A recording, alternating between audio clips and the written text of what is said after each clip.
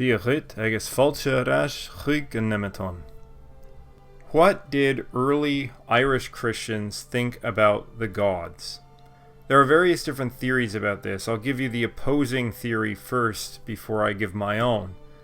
Now, the opposing theory, or one of the main opposing theories, believes that early Irish Christians viewed the gods in the exact same way that other peoples in Europe viewed the gods, or other Christians viewed the gods, in that they demonized them and basically excluded them from all life. And they only resurface at a later date through folk memory once any sort of danger of the gods has subsided, and they are then reintegrated into a sort of mythologized history by Christian scribes, because they've lost all their potency. They're just story characters at this point.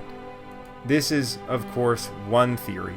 And in this theory, it is claimed that although Lugh retains a connection to kingship, as is made obvious by all of the early kings associated with Lugh, and the idea of Lugh and kingship still remain united, basically he has been transformed into a kind of Irish David, the Hebrew David from the Old Testament.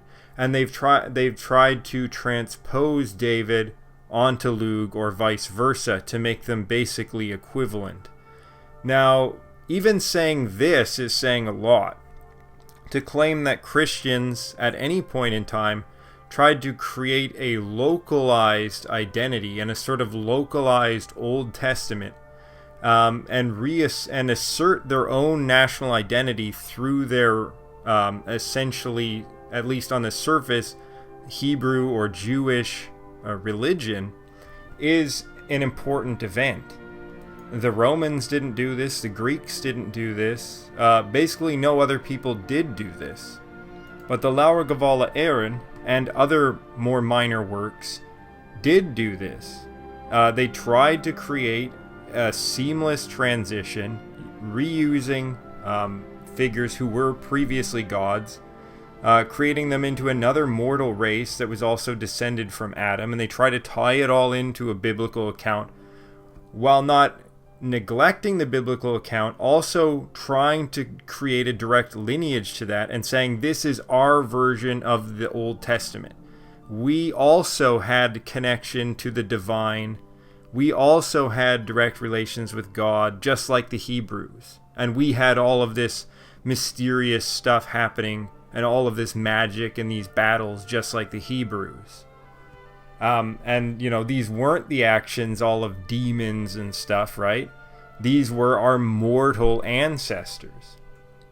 To some extent, the Norse did try to do this as well, to a lesser degree, I think, and were somewhat less successful at this.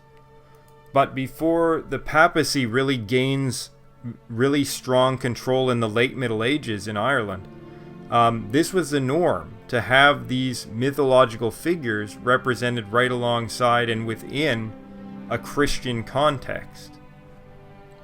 Now, of course, the naysayers, however, will tell you that, well, yes, they did this just as a way to integrate their own history for, like, the interest of their national identity or whatever.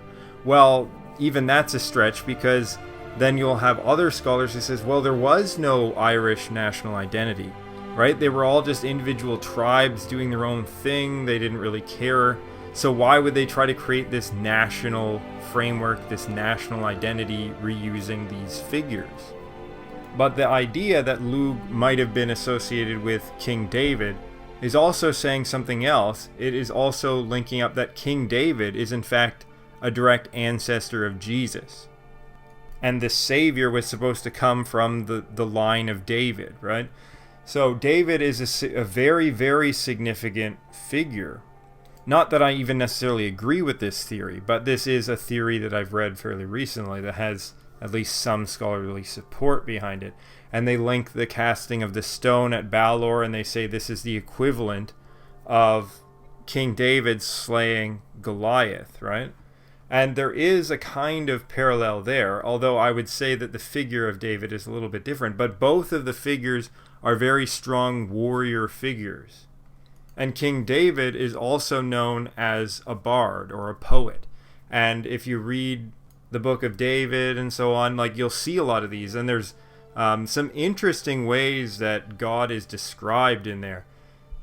You know, things you will not hear a modern Christian ever say, like that God descends down clouded in darkness, right? But here's the big but. Because I have actually gone to the trouble of translating all of the different names associated with Lugh in the Second Battle of Moytura, because I've gone to the effort of finding different translations for the different sections that have not been officially translated, I know for a fact that the author of that work had to have a deep understanding of all the attributes belonging to the god, and he was clearly saying, although on the surface level he's still going along with the theory that these are mortals, right? But in reality, he knows that he's writing about a deity figure or an angelic being, because only an angelic being could have these kinds of powers and be associated with the different attributes that he's describing. And furthermore, Lugh describes himself as a god in that work, and he calls himself the utmost of gods, in fact. So the idea that the people who are writing these stories were not aware that they're supposed to be gods is absolutely insane, given that they actually write that they are gods. And it's not only in there, of course, it's in the earliest sources that we have, they identify these figures as gods. Now, writing in the margins of one of the versions of the Laur Gavala Éireann is a dissenting voice, a somewhat dissenting voice, because of the way that the intro begins in that. And the writer says that, you know, they came to Ireland cloaked in darkness, right? And they covered the sun for 3 days, because it's trying to present them as kind of these sort of terrifying figures.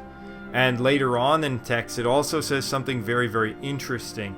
It calls them essentially the sons of the wood that does not wilt, which seems to be a reference to some sort of primordial tree that these beings emerge from. And it says that they couldn't tell whether they had come from heaven or from earth. In other words, the sky or the underworld. That the Christians writing were ambivalent as to their nature. They didn't know if they were demons. They didn't know if they were angels.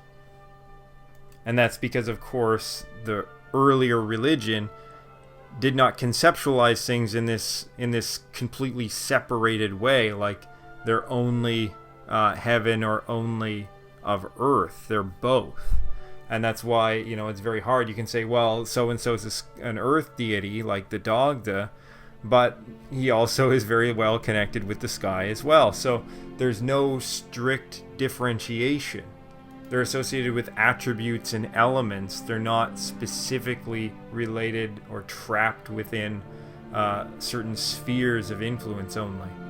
So anyway, this dissenting voice tells us that no, these beings could not come from darkness, because these beings were of great intelligence. They were the wisest, they were the smartest, they were the most skilled. Therefore, they had to have come from God, because only wisdom and intelligence only comes from God. It doesn't come from Satan. So by the time of the writing of the Laur Gavala Éireann, that might have been a dissenting voice, but that voice is still there and still found recorded. And how many others would we not have heard from? In other words, this person is essentially identifying these figures, the Tuatha Dé Danann, as angels of God. And we have other proof that this was a common, early on at least, this was a commonly held view. Because we find, in fact, invocations, Christian invocations that are calling upon Jesus to help heal, and also calling upon Dian Cecht, and also calling upon Goivnu, the smith, to help extract a sliver. It seems that he was very associated with extracting slivers, because we also have a saint named Goivnu who is also associated with removing slivers. And there is in fact a later written life of a saint, I forget which saint now, but it mentions this other Goivnu character is in the story, and it's the character gets a sliver, and then someone tells him, oh, he should say this prayer to one of Goivnu's apprentices or whatever, and then it makes the sliver worse.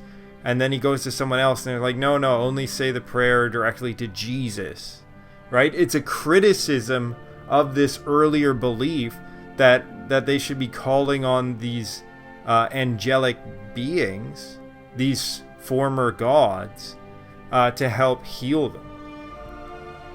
And in that exact same work, there is a veiled criticism of Lugh as well, although it never names him, but it simply refers to him as a frenzied phantom, which is also how he's referred to in another work where he meets Khan. But he is described as traveling along the roads looking to rob travelers. And then he meets the saint coming along, and he thinks that he doesn't want to rob him. But they have a confrontation. The saint calls him a warrior obsessed with fury that wields a spear and so on.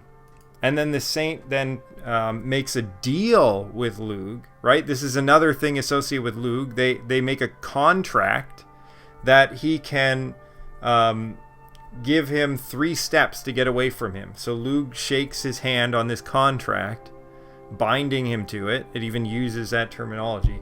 And then the saint takes 3 steps, but the 3 steps are so big that he crosses the entire plane and escapes from him. And these 3 leaps that he takes are also linked to the leaps that Cuchulainn also takes, right? So there's these very subtle criticisms here by whoever wrote this particular story, because Lugh is supposed to be the protector of travelers and the guarantor of contracts, right? And so both things are sort of intertwined here in this presentation.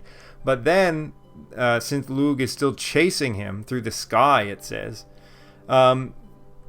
he takes shelter with Saint Brendan, who, as I pointed out previously, is the son of Findlugh and is also the protector of travelers and so on. So he basically goes to a substitute Lugh, a Christianized Lugh, to escape from the non-Christianized Lugh. And there's no way that a person could accidentally write a detailed, veiled criticism like this without having full knowledge about what he's doing, or else, like, how would all the pieces have fit together like that?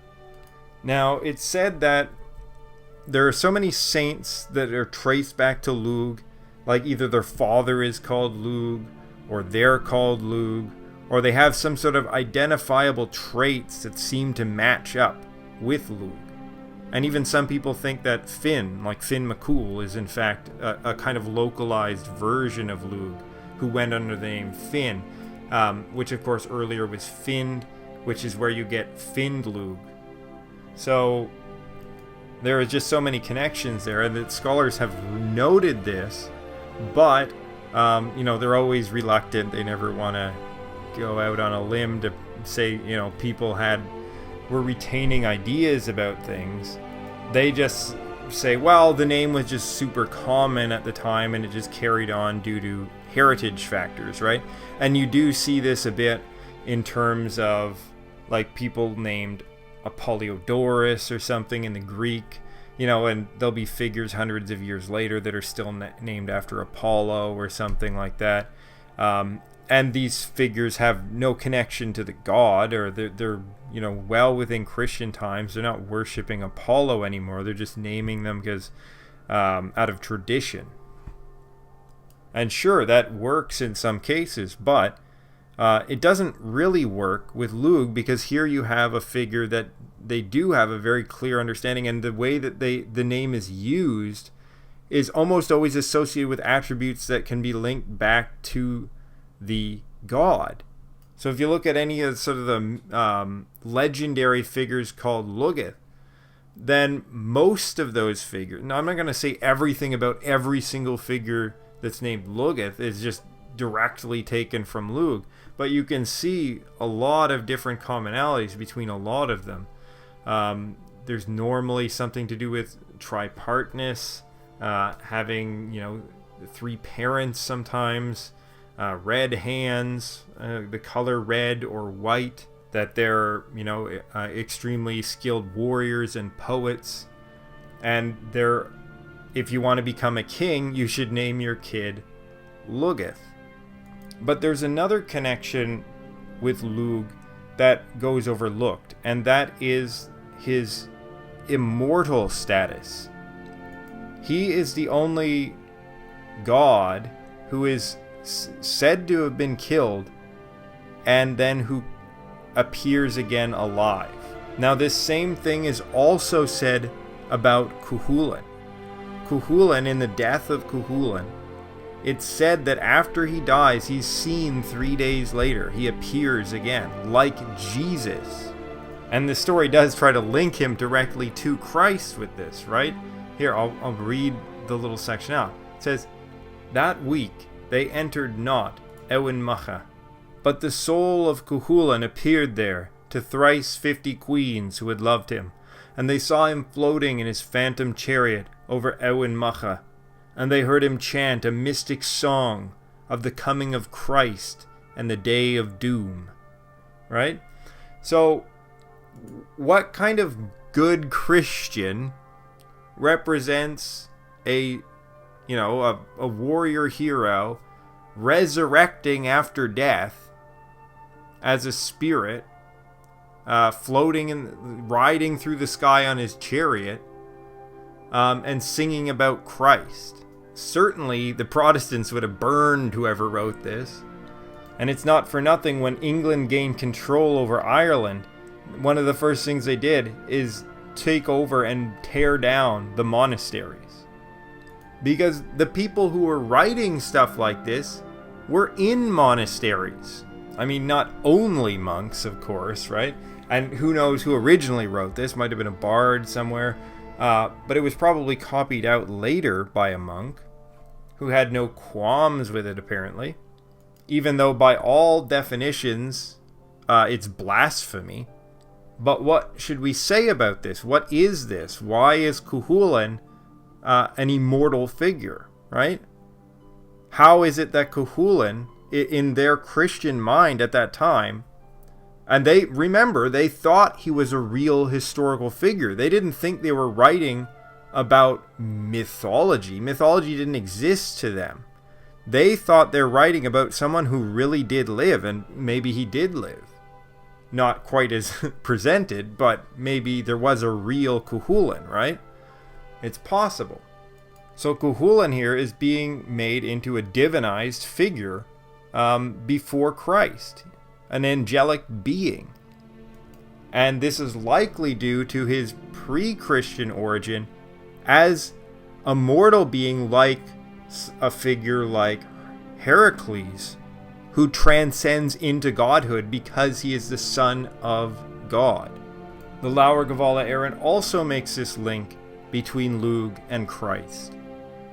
It says, it's no surprise after the coming of Christ that Conchobar, referring here to Lugh, probably making the association of Conchobar being associated as a warrior king or whatever, and that Conchobar also is said to be born on the same day as Jesus and to die at the same day as Jesus.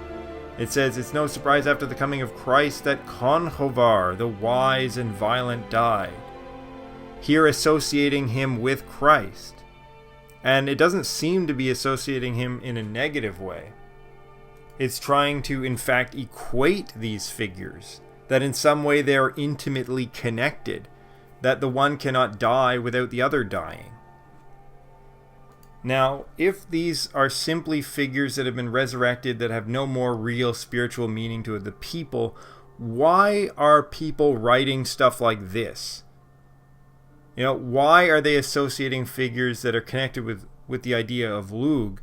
Why are they associating these figures with immortality, resurrection, and Christ?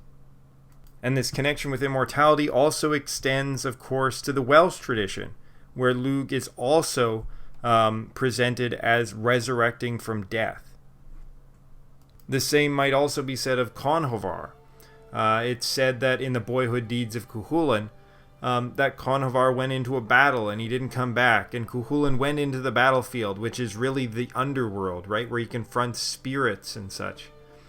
Then he finds Conchobar there in a hole, in a pit, and it said that he dragged him out of the pit like no other person could have.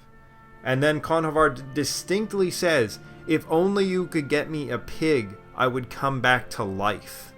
And then, so Cuchulainn goes out and finds a pig and brings it back to him. And then he's resurrected. And he leads him out of the underworld. And this story might say more about the powers of Cuchulainn than it does about the powers of Conchobar. When you think about it, it's Cuchulainn, yeah, right? This is the opposite of Mercury, right? The opposite of bringing the dead down into the underworld. He is bringing the dead out of the underworld, aka Jesus. This is what Jesus does, right? And there's this dynamic that you also see in the Welsh tradition, where you have these two inseparable figures.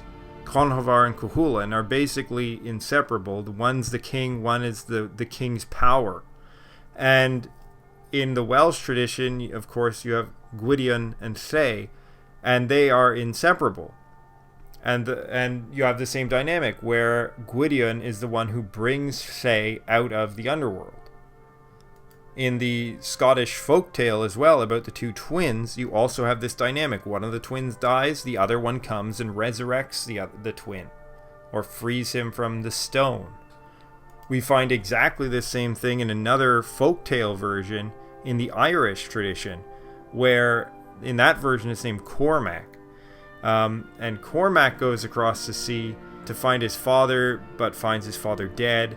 But anyway, he ends up reviving his father, who's trapped in stone, and then he turns people to stone.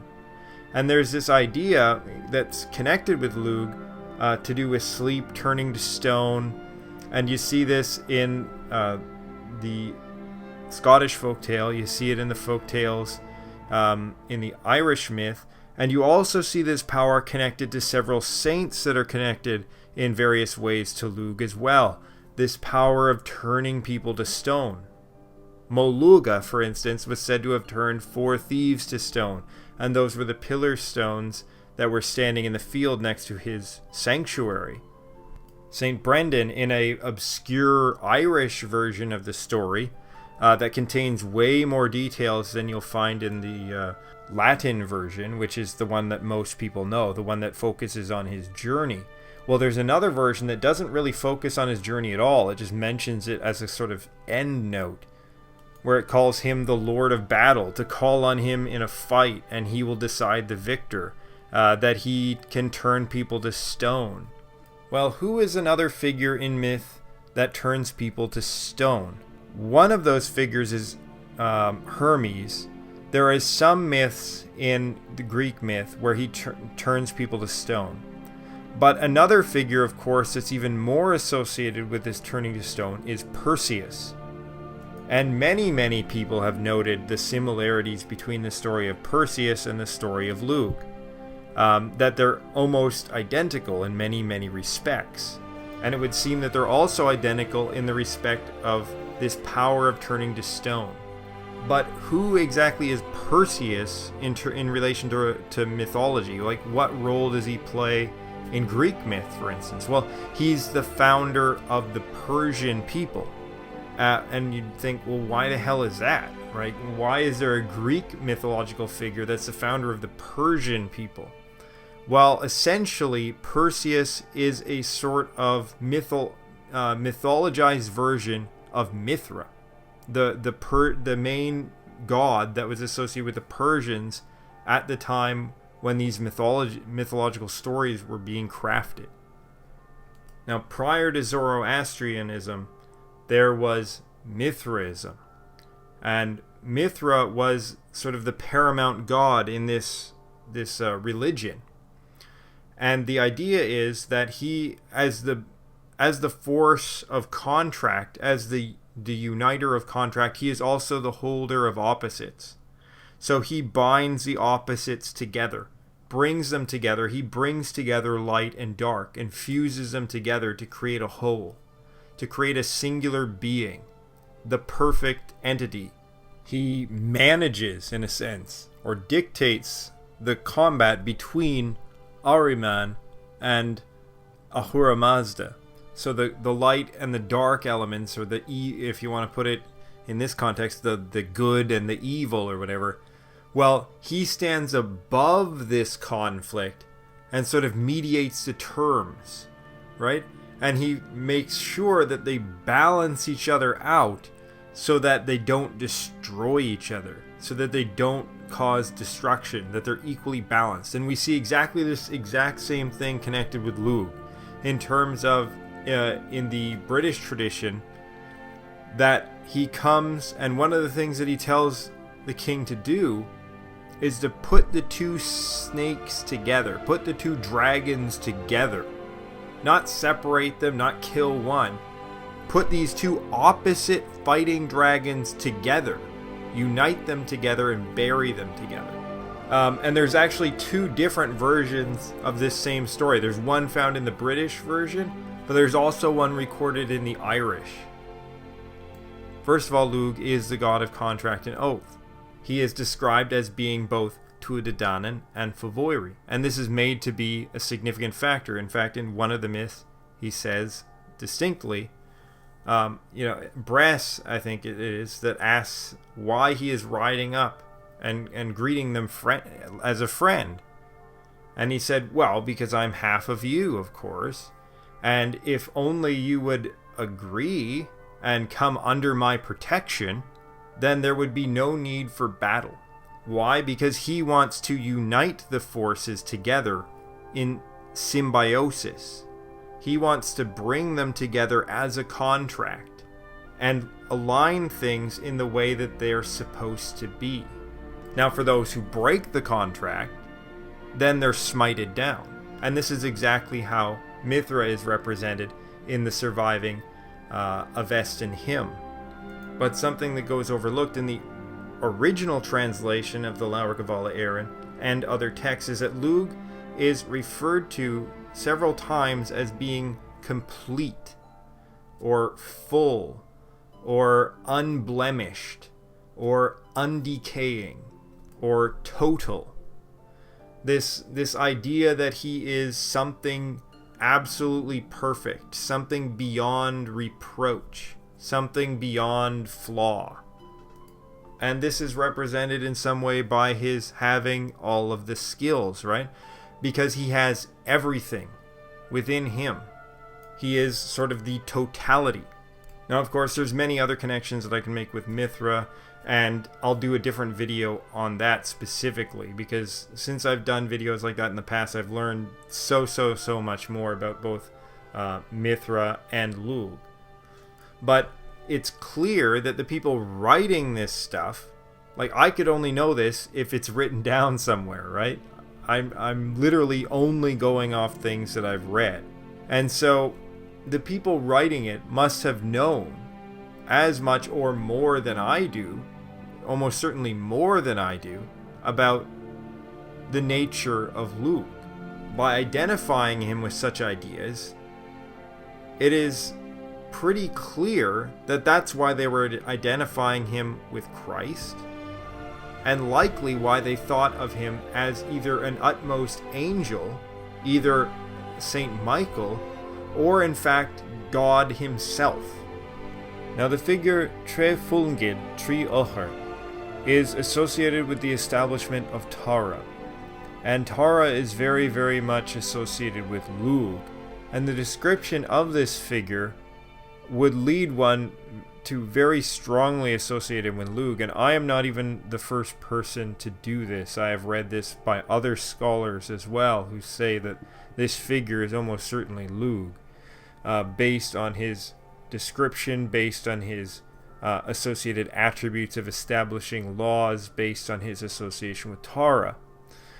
But for whatever reason, the writer has decided to give him an obscure name, likely to put it within a Christian, a plausible Christian framework. But it says about this figure, also, he pronounced judgments for them concerning the establishment of the manor of Tara. And this is the judgment he passed. Let it be as we have found it, said Fintan. We shall not go contrary to the arrangements with which Trefongid Triocher has left us.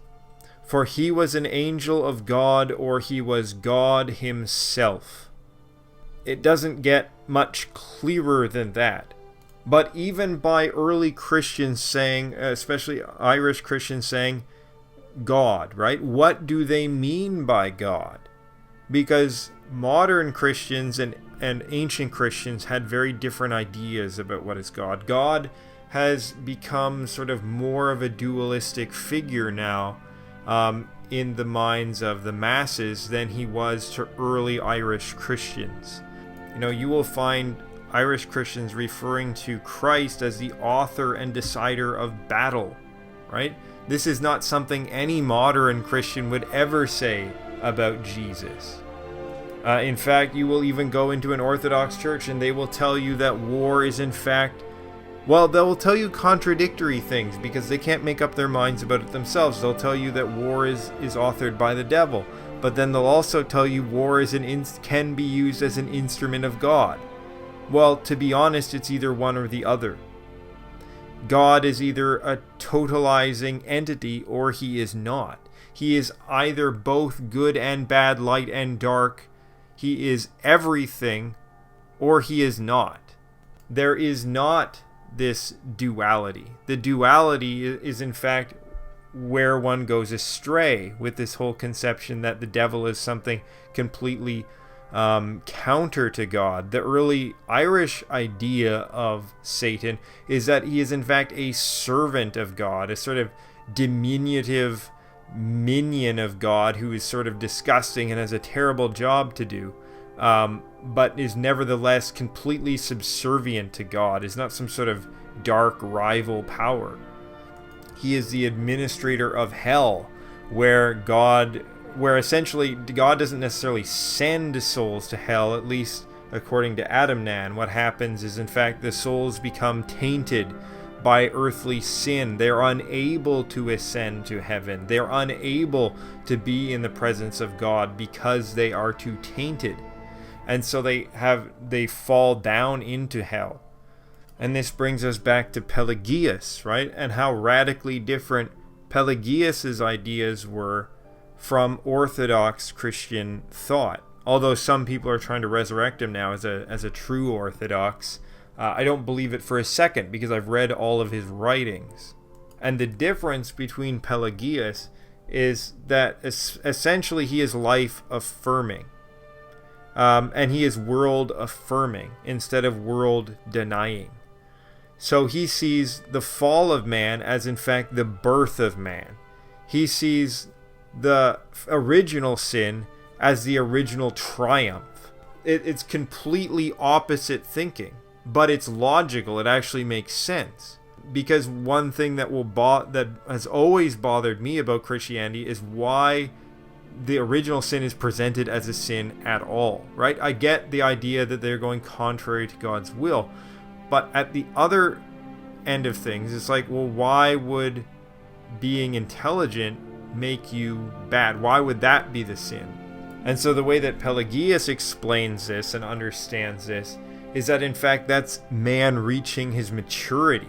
That's his transcendence from being a child to being an adult and taking responsibility for his actions, and also being able to have the wisdom and knowledge to appreciate God and to differentiate between what is good and what is bad, instead of just being like an animal and following one's instincts, right? An animal cannot be good or cannot be evil because it doesn't know the difference between the two. It can't intellectualize God's will, and therefore it cannot do anything but follow its own nature.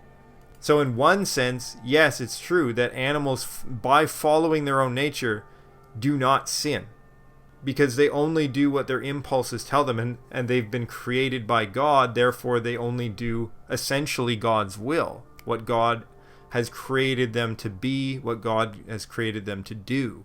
But man is superior to this because we can err, because we have this intelligence to be able to contradict what God has set as our purpose.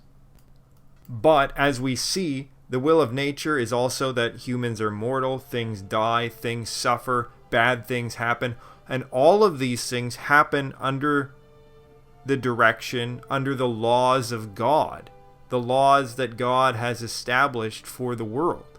And so one can say, modern Christians just say, oh, God loves everyone, love, love, love, love. It's not about love. And for these early Christians, it was not about love either. God is the universal totality. So anything that happens in the world, good or bad, God is the author of that. God is the author of your suffering, including your suffering, right? And just like, early Christians would say, if you err, then God will send you punishment. That isn't the loving God. Like, in one way, you could try to say, well, he's punishing you for your own good, okay? It's like, yeah, but not when he strikes down your kid, not when he runs your kid over by a bus, because God contains within him the light and the dark. He is both, he is all. Now this becomes obscured, especially by laymen, and especially by Protestants, and they turn God into this purely light being, and they essentially turn Christianity into a sort of dualistic religion rather than monotheism. Now, I'm not saying that the original Celtic religion practiced by the Druids was monotheism. I'm just saying that there were these elements present there that led early Christians to identify Lugh especially with Christ or with God, because he was this totalizing figure, because he shared this sort of element where he brought these opposites together and where he held everything together via his will. And in exactly the same way that Lugh is identified with Christ, the same way as Mithras is identified with Christ. And there is this assimilation. Because as the god of contract, as the god of the oath, they are the totalizing figure that binds the world together, that orders the world. And both were also associated with immortality and the afterlife. Because being a totalizing figure, they transcend the material universe, essentially. And yes, I know I've been going on for a while. There's only one more thing that I'm going to mention in this video, and that is the strange connection to Brigid that almost nobody has mentioned, I think. I've mentioned it before, I know. But that is Brigid's best bud, who takes over after her and dies exactly 1 year later, is Dar Lugdach, daughter of Lugh. Why is this? Well, Brigid is presented as Mary. And this younger girl, Dar Lugdach, is either presented as a kind of younger sister figure, or even a kind of daughter in a way. Whichever way that it might be, it is a way of directly connecting Lugh to basically the Irish version of Mother Mary. And either that means he is God the Father, or God the Son, or all of them. Now, given that the main festival to Lugh is exactly opposite the main festival to Brigid, likely connects these figures as well, in that they represent the dual halves of the year, the spring and the fall. Now, all of this will lead to a kind of conclusion. It's not a conclusive conclusion, but it seems as if the evidence points to Lugh having been, at some point, somewhat assimilated into the identity of Christ and the Christian God. And he is certainly painted in a divine light in the Second Battle of Moytura. But he is represented most favorably in almost all of our sources. There is very little negative said about him except for that one source, which, as I said, didn't actually name him.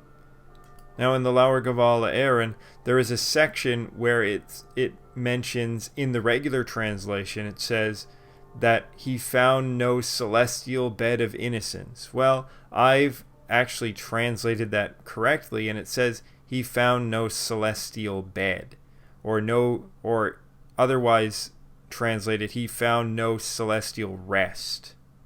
There's nothing about innocence, there's no sort of suggestion about impropriety, nothing like that. It is instead indicating that he's ever active, that he never sleeps, that he's always watchful. And so there you have it. Not only did the early Christians think about the gods as divine ancestors, but it seems that at some stages and to some people, these figures were actually merged into the idea and identity of God and the angels. That some people considered the gods to be angels, and some people even possibly considered Lugh to be the primary angel or God himself. Well, I'd like to thank my Patreon subscribers. If you'd like to support me, please check out my Patreon page. Gorav Malgat, As Eishtach, Agus Marigoni, Shes Gohard.